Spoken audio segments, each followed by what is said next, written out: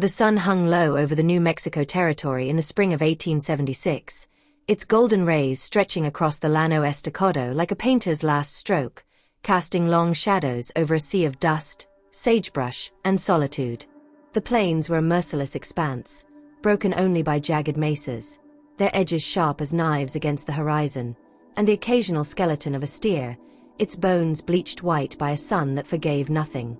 The wind carried the faint scent of rain that never came, mingling with the dry tang of earth and the distant howl of a coyote, a mournful cry that echoed the loneliness of the land. In Red Mesa, a speck of a town clinging to the edge of this unforgiving desert, life moved to the rhythm of creaking saloon doors, the lowing of cattle, and the whispers of men who lived by the gun. The town's single street was a patchwork of weathered wood, a general store with a sagging porch, a blacksmith shop where sparks flew like stars, and the Drunken Mule Saloon, where tales of outlaws and heroes were traded over whiskey warmed by the day's heat. Eli Tanner stood at the edge of Red Mesa, his boots scuffing the cracked earth, his too large hat tilting as he adjusted it against the setting sun. At 16, his freckled face still held the softness of youth, but his hazel eyes burned with a fire that belied his years, hardened by loss and a promise he couldn't let go. His father, Jacob Red Tanner, had been a rancher once, a man whose calloused hands taught Eli to rope a calf, to read the stars, to whistle a tune that brought the herd running. But 2 years ago, a drought had burned their ranch to ash, and Eli's mother, Clara, had withered under a fever that no doctor could cure. Jacob buried her under a cottonwood tree, his eyes hollow, and then he was gone, leaving only a note in his bold, slanted script, "Stay strong, son. I'll come back when it's right." Eli carried that note in his pocket, its edges frayed from 1,000 touches, a lifeline to the father he refused to believe was lost.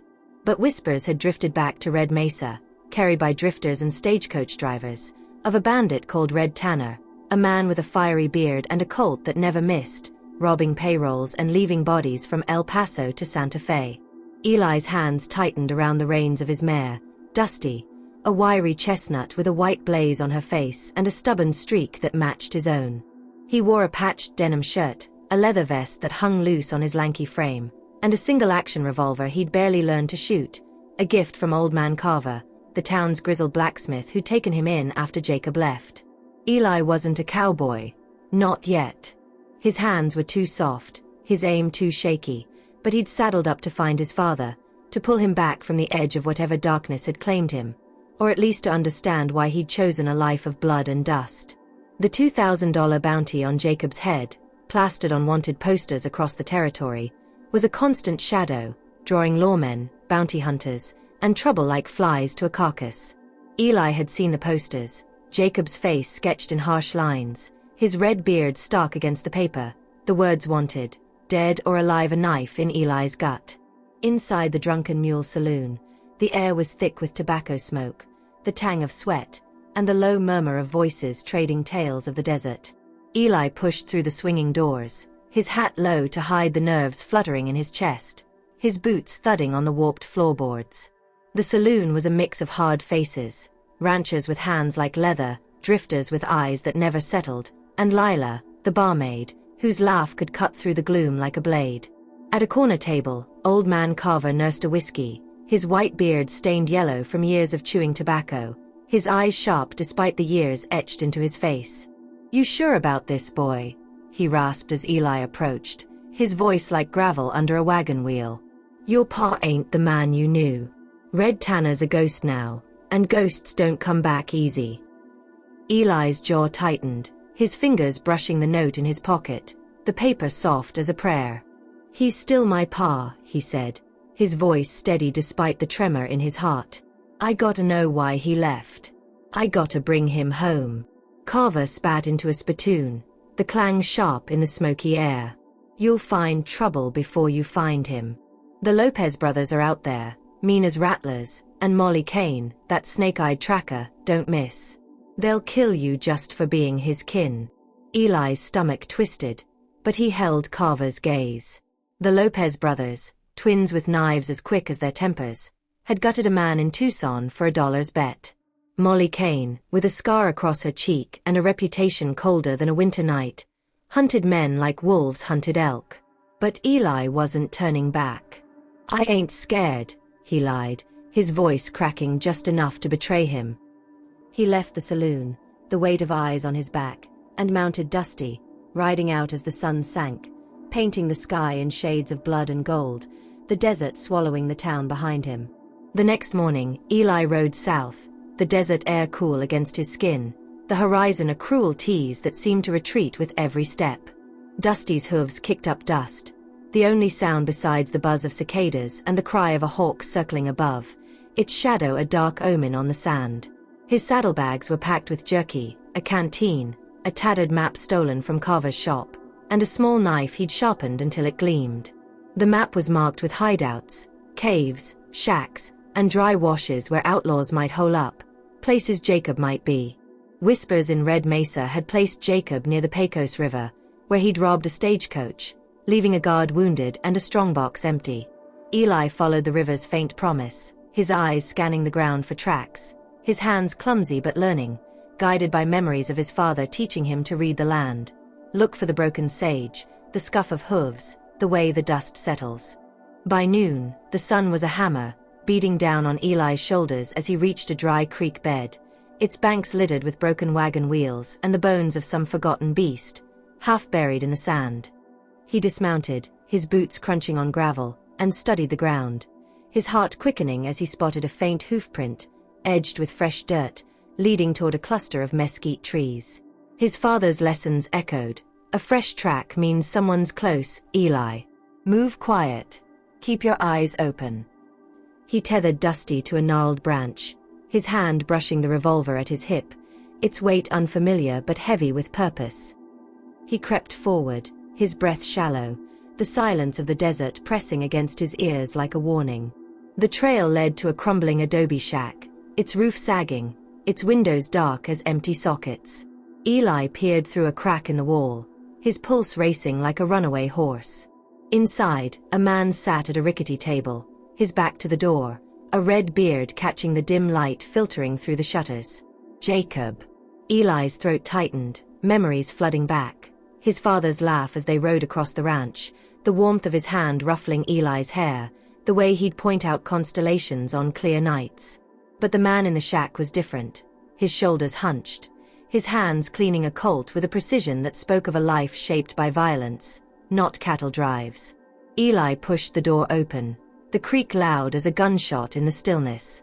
Jacob spun, his revolver drawn in a blur, his eyes narrowing until recognition softened them, though only for a moment.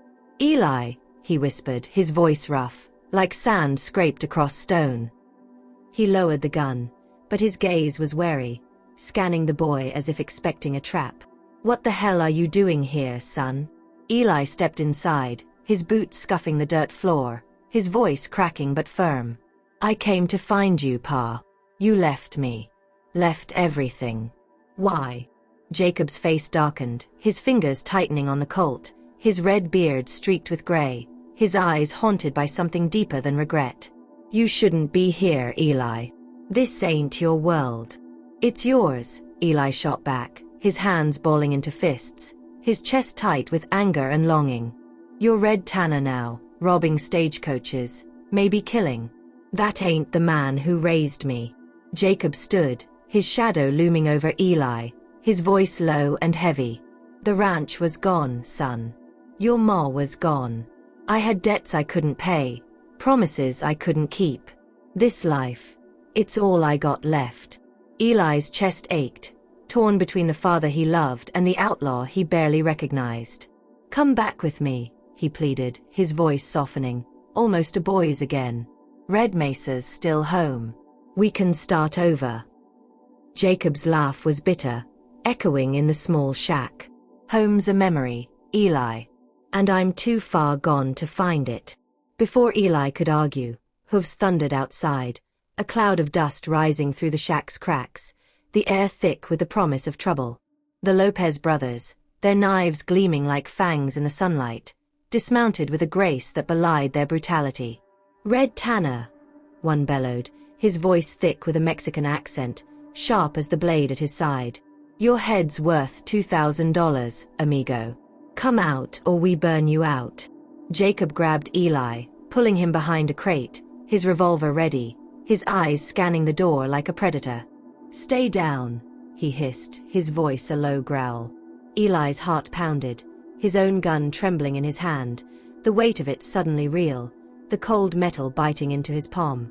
The brothers kicked the door in, their knives flashing as they lunged into the shack, their shadows stretching across the dirt floor. Jacob fired, the shot deafening in the small space, the bullet catching one brother in the shoulder, sending him sprawling with a curse.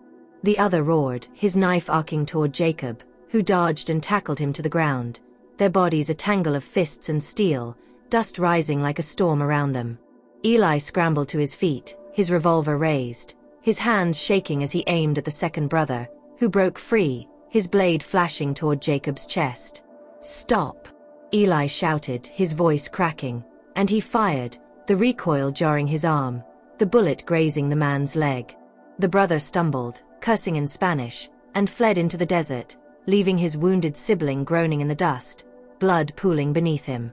Jacob stood, blood seeping from a shallow cut on his arm, his eyes meeting Eli's with a mix of pride and pain, a flicker of the man he used to be. "You're braver than I thought, boy," he said, his voice low, almost lost in the echo of the gunshot.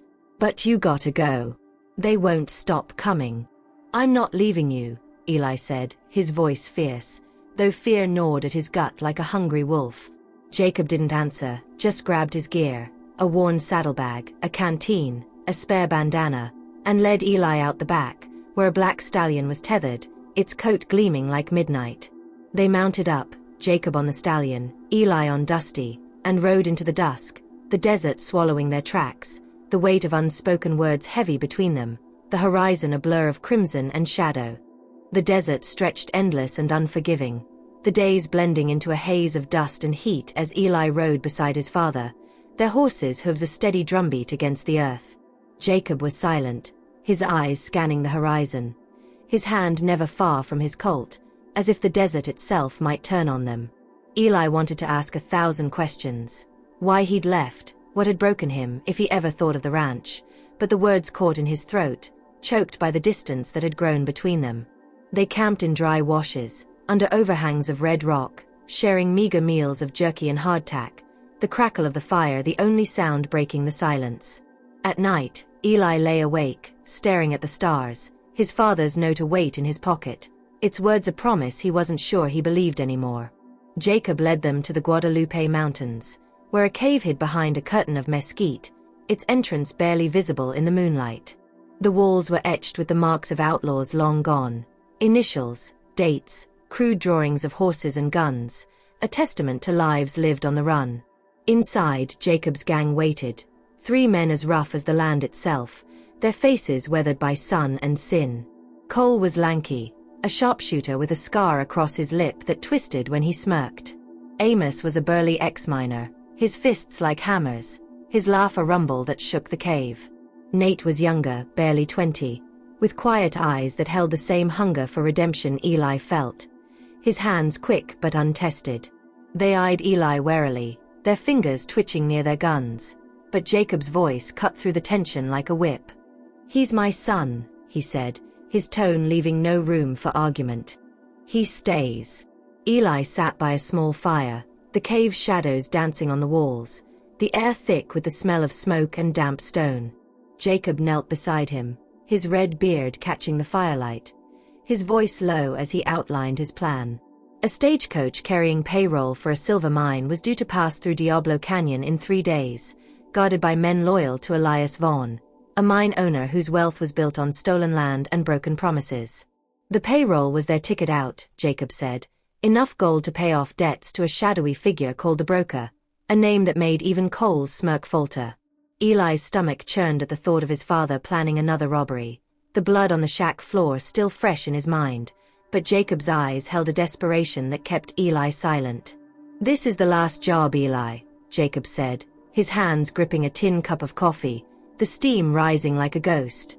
"Enough to clear my name, start fresh. For both of us." Eli wanted to believe him, to see the father who taught him to ride, not the outlaw who lived by the gun, but doubt gnawed at him. "You don't have to do this, Pa," he said, his voice barely above a whisper, the firelight flickering in his eyes. "We can go to Red Mesa, work the land again. It ain't too late." Jacob's laugh was bitter, echoing in the cave like a gunshot. "Land don't forgive, son.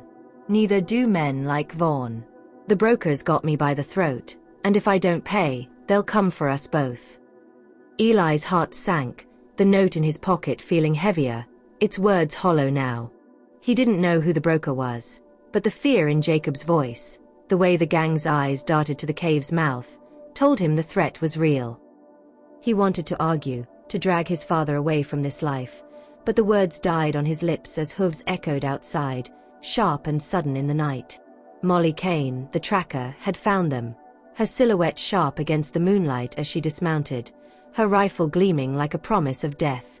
Her scar, a jagged line across her cheek, caught the light, her voice cold as steel. "Red Tanner. Your boy's with you, ain't he? Hand him over, and I might let you walk." Jacob pushed Eli behind a boulder, his Colt drawn, his eyes narrowing to slits. "Stay here," he whispered, then stepped into the open, his voice calm but deadly. "You want me, Molly? Come get me." The night erupted in gunfire, the cave a chaos of flashes and smoke, the air thick with the acrid bite of gunpowder. Cole and Amos fired from the shadows, their bullets kicking up dirt as Molly dove for cover behind a rock, her rifle barking in response. Nate hesitated, his gun shaking in his hands, until Eli grabbed his arm, pulling him down as a bullet whizzed past, splintering the cave wall. Jacob moved like a man possessed, his shots precise, driving Molly back, his black duster billowing like a storm cloud. But she was fast, her rifle spitting lead, a bullet grazing Jacob's leg, blood seeping through his trousers. He staggered but kept firing, his eyes locked on hers, a duel of wills as much as weapons, the cave a battlefield of light and shadow. Eli couldn't stay hidden, his heart pounding like a war drum, his revolver heavy in his hand. He scrambled to a ledge, his boots slipping on loose stone, and raised his gun, his hands trembling as Molly's rifle swung toward him. Jacob lunged, tackling her to the ground, her rifle skittering across the dirt. She drew a knife, its blade flashing as she slashed at Jacob's arm, drawing blood. Eli fired, the shot wild but enough to make Molly flinch, giving Jacob the chance to pin her. His Colt pressed to her temple. "Go back to Vaughn," he growled, his voice raw with pain. "Tell him Red Tanner's coming for him." Molly spat in the dirt, her eyes blazing with defiance, but she nodded, retreating into the night, her horse's hooves fading into the distance like a fading storm. Jacob collapsed, blood pooling from his leg, his breath ragged, his face pale in the moonlight. Eli rushed to his side, tearing a strip from his shirt to bind the wound, his hands shaking but steady, his voice breaking. "You're gonna be okay, Pa. We'll get you out." Jacob gripped Eli's shoulder, his eyes softening for the first time, a flicker of the man who'd once carried him on his shoulders. "You're a good kid, Eli," he said, his voice faint, almost lost in the wind. "Too good for this." Eli worked quickly, wrapping the wound, his hands stained with blood, his mind racing with fear and determination. The gang regrouped, Cole cleaning his rifle, Amos cursing under his breath, Nate silent but shaken, his arm bandaged from a graze. The cave felt smaller now, the walls closing in, the shadows heavier with the weight of what was coming.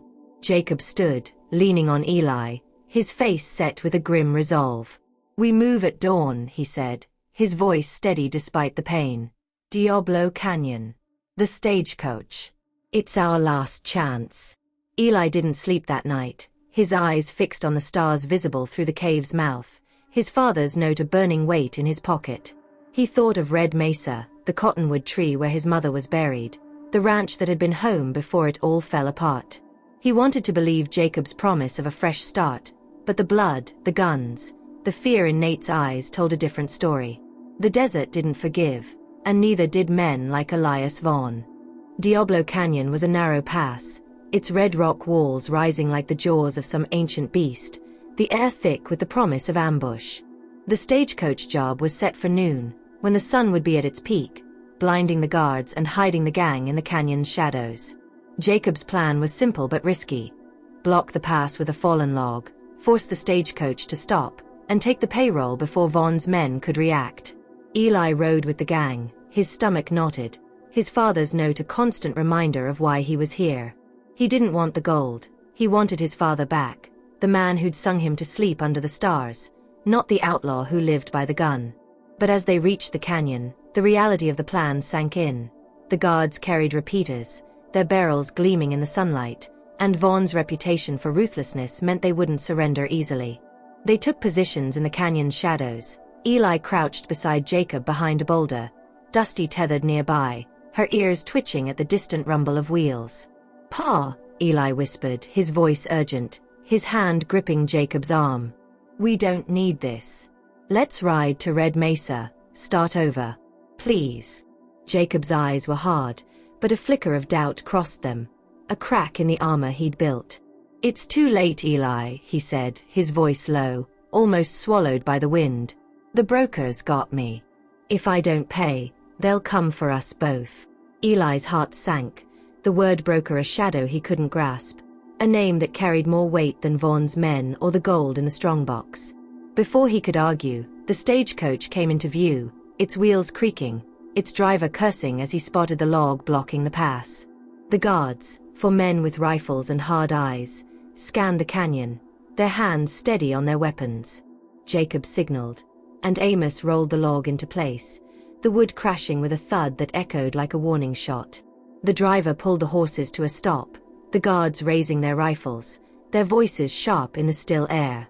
The ambush was chaos, a storm of lead and dust that tore through the canyon. Cole fired from a ledge, his rifle barking, dropping one guard with a shot to the shoulder, the man's scream swallowed by the gunfire. Amos charged, his bulk a battering ram, knocking another guard to the ground, his fist crashing like a boulder. Jacob moved like a specter, his Colt spitting fire, but the guards were ready, their repeaters unleashing a hail of bullets that kicked up dirt and splintered rock. Nate froze, his gun unused, his eyes wide with fear until a bullet grazed his arm, sending him scrambling for cover behind a boulder, his breath ragged. Eli ducked behind a rock, his revolver heavy in his hand, his heart pounding like a stampede. He wasn't a fighter, not like his father, but he couldn't let Jacob face this alone. He raised his gun, his hands shaking, aiming at a guard who'd pinned Cole with a barrage of shots. Before he could fire, a bullet struck Jacob in the side, blood blooming through his shirt like a dark flower. He staggered, firing back, his shot felling the guard, who crumpled in the dust. "Eli!" Jacob shouted, his voice raw with pain. "Get out of here!"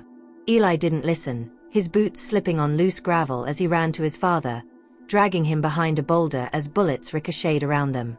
The strongbox lay abandoned in the dust, its lock shattered, gold coins glinting in the sun like a cruel promise.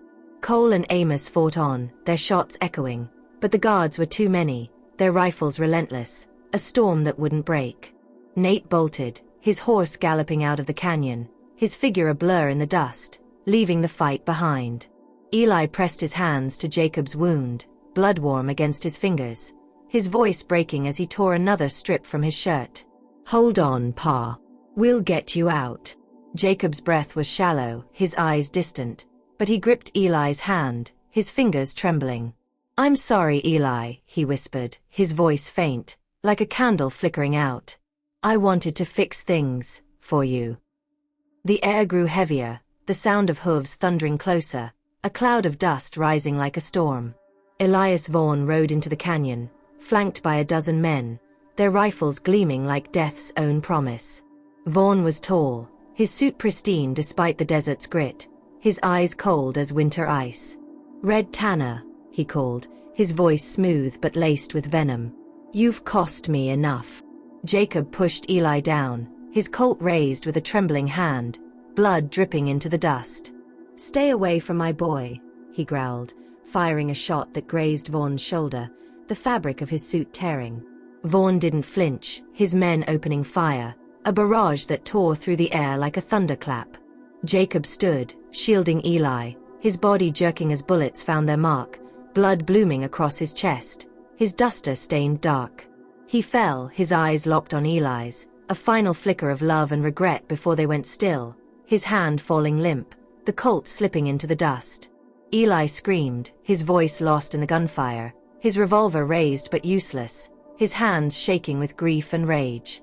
Vaughn's men advanced, their boots crunching on gravel, but Cole and Amos dragged Eli away, their horses bolting through the canyon as bullets chased them, the air thick with dust and death. The strongbox lay forgotten, its gold scattered like tears in the sand, a fortune no one would claim. They took shelter in a dry wash, the desert swallowing their tracks, the stars cold and distant above. Eli's hands were stained with his father's blood, his mind replaying Jacob's final moments, the way he'd stood, shielding him, the apology in his eyes. Cole handed him a canteen, his face grim, his voice rough but kind. "Your pa made his choice, Eli. Don't let it be yours." Eli didn't answer, his eyes fixed on the horizon, the note in his pocket a weight he couldn't bear. Jacob's death wasn't the end. Vaughn and the broker were still out there, their shadows stretching across the desert like a noose. Eli knew he couldn't go back to Red Mesa, not as the boy he'd been. The revolver at his hip felt heavier now, a legacy he didn't want but couldn't escape.